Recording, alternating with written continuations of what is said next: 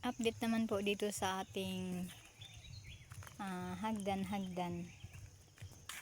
Ito po yung mga tinanim kong bougainvillea or bombil. Ito po, namumulaklak na po siya. Dito po ay bagong tanim ko lang po ito. Ayan. Buhay na po yan.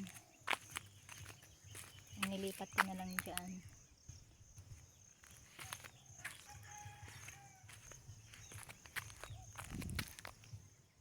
Nakasurvive pa yata yung bombil na yan. Hindi siya namatay nung init. Ito, bago po ito. Pero buhay na po yan ng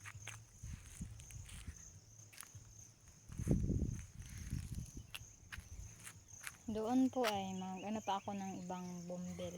Yung iba't ibang klase. Namamatay kasi yung mga tinanim ko dyan na iba't ibang kulay ng. Kaya maghanap ako ng iba.